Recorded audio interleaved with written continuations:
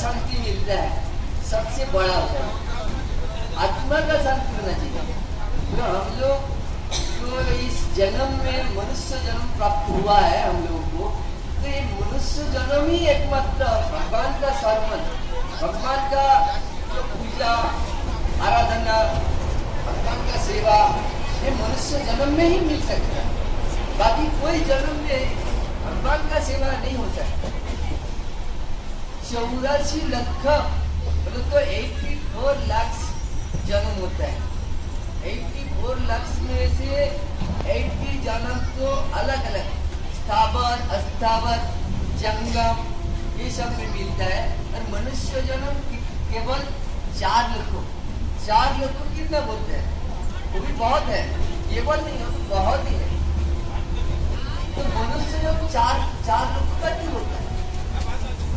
मनुष्य जब 4 लोग का होता है, हरि नाम कृष्ण नाम हरि कथा श्रवण करते करते कोई भक्त बन जाएगा तो वो भक्ति करते करते भगवान का ध्यान प्राप्त हो जाएगा। इस जन्म में अगर कोई हरि की भक्ति करे, सेवा करे, उसका नाम कीर्तन करे, खास करके ज्यादा से ज्यादा इस महीना में, ये दामोदर महीना में हरि की कथा कीर्तन श्रवण ये सब करे तो इसमें ज्यादा से ज्यादा कृपा मिलता है। तो इसमें भगवान कैसा ज्यादा कृपा किया है इसका भी थोड़ा लीला वर्णन करता हूँ। तो जो भगवान गोपाल, बाल गोपाल का यहाँ पे कितना भगवान का विग्रह आया है। जो बाल गोपाल में जो भी 3-3.5 साल का उम्र था तभी माँ यशोदा के पास पूरा ब्रजवासियों को मतलब वहाँ पे ब्रजवासियों का मतलब लालिश आता है, मतलब उन लोगों को ऑब्जेक्शन करता है कि तुम्हारा गोपाल ऐसा है वैसा है। माँ यशोदा के पास शिकायत करने के लिए आता था कि तुम्हारा गोपाल हमारा मटका तोड़ के ननी माखन चुरा के खाता है। तो माँ यशोदा ने सोचा अरे मेरे घर पे तो इतना गाय है। माँ यशोदा के घर पे 9 लाख का गाय था। नंद राजा है, नंद राजा के घर पे 9 लाख गाय था। ये 9 लोग को धेनु था, 9 लोग को गाय था। उनका घर पे 9 लाख गाय है और उनका बेटा दूसरे के घर पे माखन चोरी करके खाता है। वो बड़ी टेंशन में पड़ जाती है। माँ यशोदा बड़ी टेंशन में पड़ जाती है कि मेरा लाला ऐसा क्यों होता है। तो सोचते माँ यशोदा को ऐसा मालूम पड़ा कि मेरा लाडला तो भाव की भिखारी है। मेरा लाडला है भाव की भिखारी है। इनको देखो कितना भी मक्खन लाके दूध लाके खिलाओ उनको शांति नहीं होता है। अगर कोई प्यार से भक्ति भाव के साथ उनको कुछ भी दे, थोड़ी सी ये हरिभक्ति विलास ने बोला कि पत्रम पुष्पम फलम अद्वयम, किसी को कुछ नहीं चाहिए। ऐसा नहीं कि भगवान की सेवा करने के लिए बहुत पैसा खर्चा होता है, बहुत सारा पैसा खर्चा करने को नहीं पड़ता है। इनको ज्यादा से ज्यादा मिठाई, ज्यादा करके फल फ्रूट ये सब खिलाओ, ऐसा भी भगवान नहीं मांगता है। भगवान क्या बोला है? भक्ति से पत्रम पुष्पम फलम तयम। पत्रम बोलो तो तुलसी का पत्ता, एक पत्ता दे दो भगवान की मिल जाता है। कुछ फल लाके अर्पण कर दो, फिर भी भगवान खुश हो जाता है। फल नहीं मिला द्वयम ले दो, द्वयम अर्थात पानी दे दो, उसमें भगवान प्रसन्न हो जाता है। यो में भक्तिया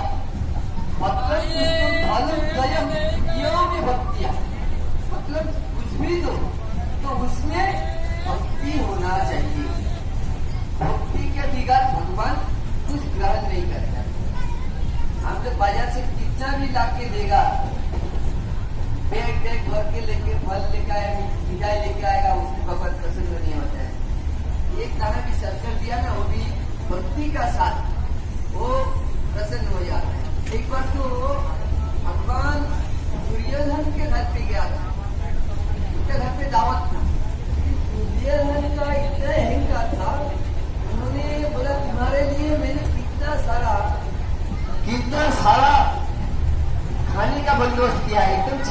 भोग लगाया। तो अहंकार का साथ बोल रहा है, क्योंकि ऐसा तुम कभी देखा ही नहीं, इतना सारा तुम्हारे लिए भोग बंदोबस्त किया। भगवान किसी को सब सहन कर सकते हैं, लेकिन किसी का अहंकार सहन नहीं कर सकते।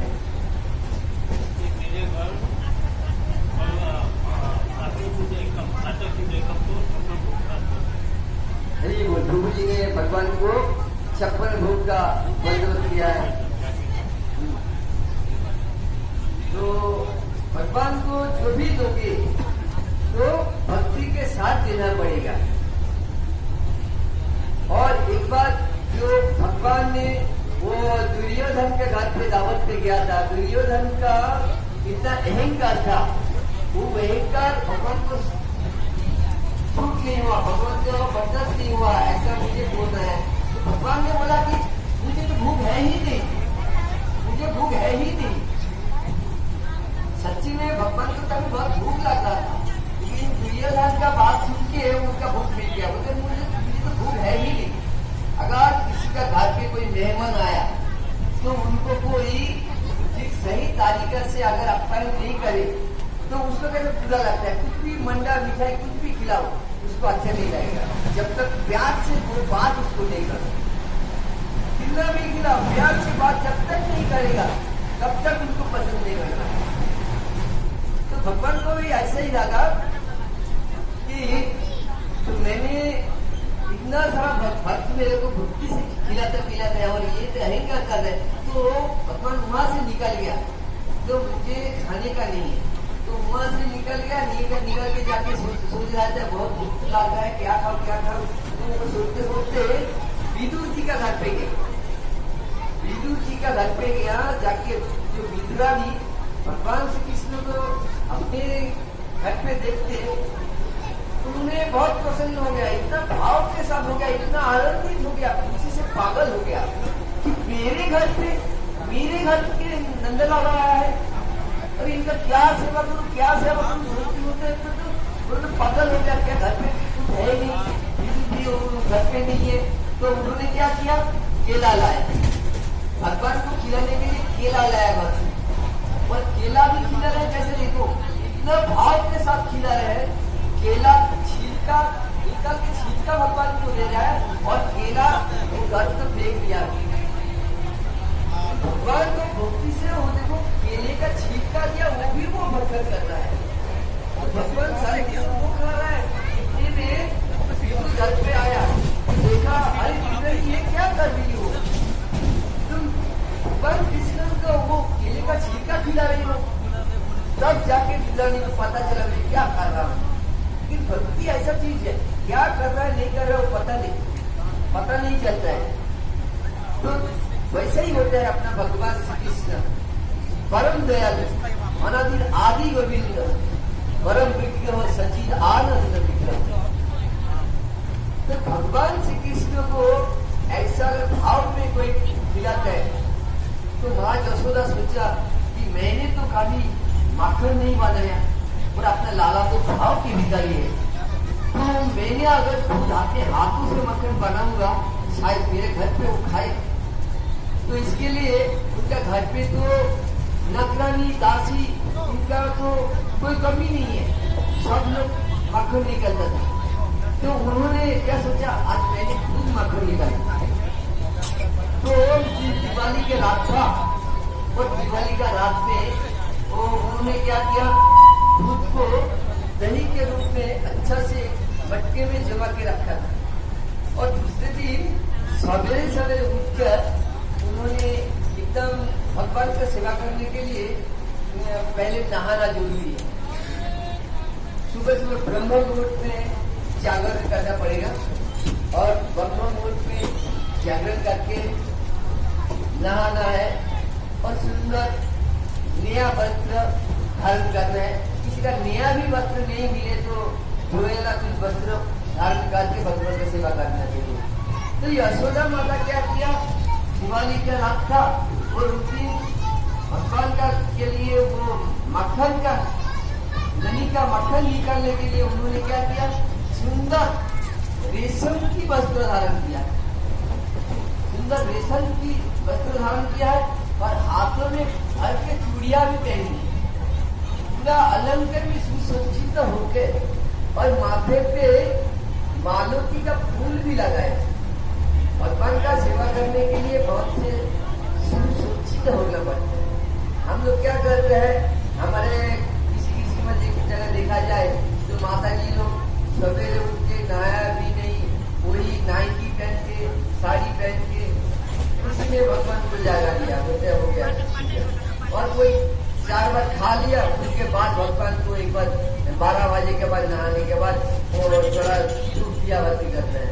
ऐसे भी बहुत जगह देखा जाता है।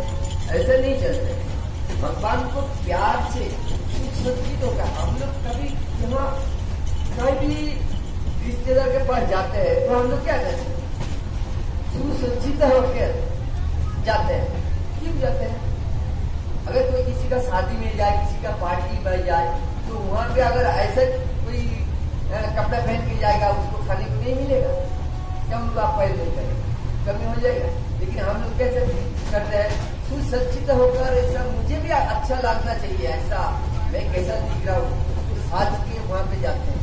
वैसे ही भगवान का पास में भी सुसज्जित होकर भगवान का एक्चुअली दिल, मैंने अगर खुद को लगा कि मैंने खूब अच्छे से सुंदर दिख रहा हूँ, नहाया, फ्रेश हुआ, पहले शरीर को शुद्ध करना चाहिए। और लोग बोलते हैं अरे पहले मन तो होता है, मन किसी को शुद्ध नहीं होता है। कोई भी बोले, कितने बार बोले कि मन शुद्ध होना चाहिए, मन शुद्ध नहीं होता है। मन शुद्ध कोई कर ही नहीं सकता है, क्योंकि अपन जो ये कलियुग है, कलियुग में अपन क्या करने का टाइम दूसरे जगह मन भटकते रहते हैं और भगवान का सेवा करने के बिगड़ उस टाइम से कुछ नहीं आता है। लेकिन भगवान का जब भी सेवा करने मुझे दुनिया का काम याद आता है, किसका पास पैसा नहीं है, कहाँ पे जाता है, काम पड़ा है, स्कूटी जाना है, खाना खाने का है, वहाँ पे दुनिया का टाइम वेस्ट होता है। ऐसा सोचते हैं कि भगवान को सेवा करने के लिए अपन खुद को, मन को थमना पड़ेगा, शांति से अपन काम धंधा छोड़ के 10 मिनट, 20 मिनट, आधा घंटा भगवान के पास टाइम देता है, भगवान का सेवा करें। तो माँ यशोदा क्या किया, उस दिन मक्खन निकालने के लिए सुबह सुबह शुरू हो गई। तो माँ यशोदा मक्खन निकाल रहा है। माँ यशोदा मक्खन मुझे पहले कैसे था, वो लकड़ी का था वो, और उसका साथ बम्बू उठाया, उसका साथ मक्खन निकालता था। अपने घर पे भी माँ ऐसा बना था, तो ऐसा मक्खन बना रहा था। और उसको जिसके साथ बांधा हुआ है वो बम्बू को, उसको उखल बोलता है, वृंदावन धाम में उसको उखल बोलते हैं। तो लकड़ी का आता है जाड़ा से, और उसको खंभे जैसे, उस उखल के साथ में मक्खन बना रहा है। और मक्खन बनाते बनाते चिड़िया का भी आवाज भी आ रही है। तो चिड़िया का आवाज में गोपाल जो लाला है, माँ यशोदा का लाला, उनका निंद्रा भंग हो गया। तो निंद्रा भंग हो गया तो गोपाल आके बाहर देखा, कहाँ माँ गया, कहाँ गया। बच्चे लोग नींद से उठते हैं जब पहले माँ को ही ढूंढता है, फिर मेरे माँ कहाँ गया, माँ कहाँ गया, किसी और को नहीं ढूंढते हैं, फिर माँ को ही ढूंढते हैं। तो माँ को ढूंढते ढूंढते ऊपर बाहर आए, कमरे से बाहर आके देखा माँ नहीं बना रहे, मक्खन बना रहे।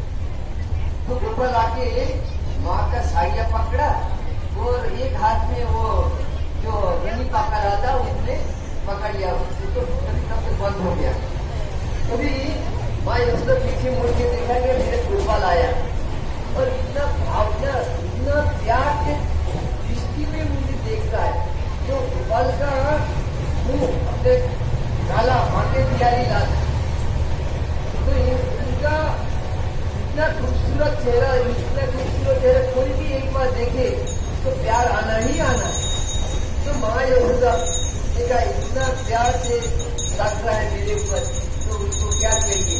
तो गोपाल बोल रहा है, माँ ये तो मक्खन बना रही है, दूधी मंथन कर रही है, ये दूधी मंथन करने के बजाय मुझे मंथन करना।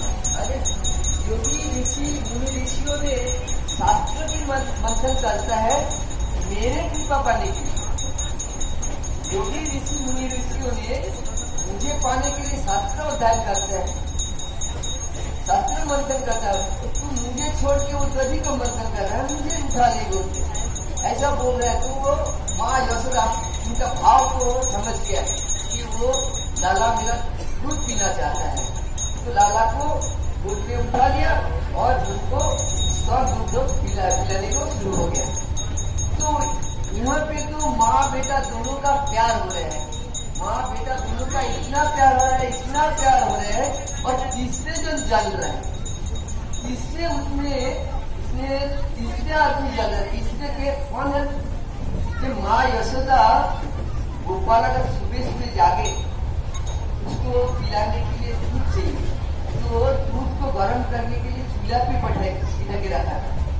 उस चूल्हे पे वो दूध फूटते फूटते वो दूध उबल के नीचे गिर रहे हैं। मतलब वो दूध क्या सोच रहा है, उसका मन में ऐसा भावना हुआ है कि मैं दूध को तापा रहा हूँ भगवान का सेवा करने के लिए। दूध गर्म हो रहा है, उनको ऐसा में लग रहा है वहाँ पे माँ बेटा प्यार कर रहे हैं और एकदम शांति से, और उनको ऐसा लगा तो जब भगवान माँ का दूध पी रहा है तो मुझे नहीं पिएगा। वो दूध का भावना हुआ तो मुझे नहीं पिएगा।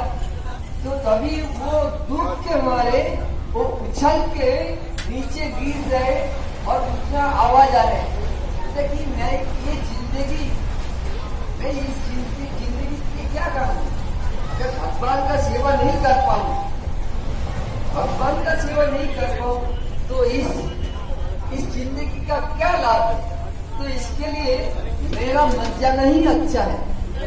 तो दूध ने वो सोचकर वो जो तपेला से उसका टोप से गिर जा रहा है और उसका आवाज आ रहा है माँ यशोदा। तो माँ यशोदा सोचा अरे वहां पे मैंने तो लाला के पिलाने के लिए दूध चूल्हे में बिठाया था, वो दूध अभी वहां पे गिर रहा है, उसका आवाज आ रहा है, मेरा स्तन के रहेगा। पहले वो दूध को बचाना चाहिए। फिर तब तक माँ यशोदा ने क्या किया, गोपाल को उसमें से मतलब बिठा के बाहर बिठा दिया, उसमें से निकल के बाहर बिठा दिया और वो दूध को बचाने के लिए भाग गई। तो गोपाल को उतने में गुस्सा आ गया। बच्चे लोग क्या करते हैं, माँ अगर बच्चे को बिठा के भागता है तो बच्चा रोता है। तो गोपाल को उतने में गुस्सा आया, अरे माँ मुझे छोड़ के वो 40 रुपया लीटर दूध उसको पहुंचाने के लिए भाग गई, मुझे छोड़ के। तो उनको गुस्सा आया, उन्होंने क्या किया, तो हिस्से में से एक पत्थर उठाया। भगवान का लीला है, भगवान का लीला कैसा देखो, भगवान ने 3.5 साल का उम्र था, वो उतने में एक पत्थर उठाया और सोच के वो मट्टी जो जिसमें माँ यशोदा मक्खन निकाल रहा था वो मट्टी को तोड़ा। तो मट्टी को ऐसा जगह पे तोड़ा कि एक दूध भी वहाँ पे दही नहीं बचा, ऐसा जगह पे तोड़ा, एकदम नीचे से तोड़ा, सब के सारे पूरा मिट्टी में मिल गया, ऐसा हुआ। तो भगवान ने बाद में सोचा, अभी कोई किसी ने अगर गुस्सा आता है उसके बाद गुस्सा थोड़ी देर बाद ठंड हो जाता है, उसमें मालूम पड़ता है मैंने क्या किया, कुछ भी गलती किया तो मालूम पड़ता है मैंने गलती किया, तो उसका फल भुगतने के लिए हो जाता है। तो गोपाल भी वैसा ही किया है, मेरे को तो मैंने मट्टी तोड़ दिया, माँ की भी छोड़ेगा नहीं, डांटेगा मारेगा। तो गोपाल क्या किया, वो बर्तन के पीछे वो जो उखल था जिसके साथ दधी मंथन कर रहा था, तो उसका उखल के ऊपर छुप गया जाके। तो माँ यशोदा आके देखा तो गोपाल ने ऐसा कर्म किया। तो जो माँ यशोदा सोचा कि जो लड़का अपने घर में ऐसा कर सकता है, तो सब लोग आके मेरे को शिकायत करती है कि तुम्हारा लाला मेरा मटका तोड़ के मक्खन खा जाती है, तो दूसरे के घर पे क्यों नहीं कर सकते। मेरे खुद का घर पे अगर जो मटकी तोड़ सकता है, दूसरे के घर पे क्यों नहीं कर सकते। तो उनका पूरा विश्वास हो गया। तो माँ यशोदा क्या किया, कभी गोपाल को मारने के लिए, शासन करने के लिए एक छड़ी उठाई। गोपाल को शासन करने के लिए एक छड़ी उठाया और उसमें गोपाल को ढूंढ रहा।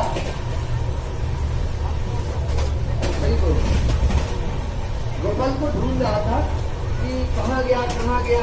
इसलिए में गोपाल देखा कि माँ मुझे ढूंढ रही है, अभी देखेंगे तो मुझे छोड़ेगा नहीं। माँ मुझे ढूंढ रही है, देखेगी तो छोड़ेगी नहीं मुझे। तो गोपाल तब तक फल से उड़ी मार के भाग गए। माँ यशोदा आगे आगे और माँ यशोदा पीछे पीछे और गोपाल आगे आगे ऐसा भाग रहे। तो गोपाल को पकड़ा। गोपाल को पकड़ के माँ यशोदा ने उनको छड़ी दिखाया। जैसे ही छड़ी दिखाया तो गोपाल रोने लग गया। माँ यशोदा को मारने के लिए छड़ी नहीं दिखाया, उसको डराने के लिए छड़ी लाया था। भगवान का लीला है, भगवान का ये जो समझना बहुत मुश्किल की बात है। भगवान क्या लीला कब रचा है। तो भगवान जब से छड़ी दिखा ऐसा खुद ने किया है गलती है। छड़ी दिखा तो रोने लग गया और दोनों हाथ में आंख मचल रहे। अभी हम लोगों ने जो दफ्तर आरती किया है,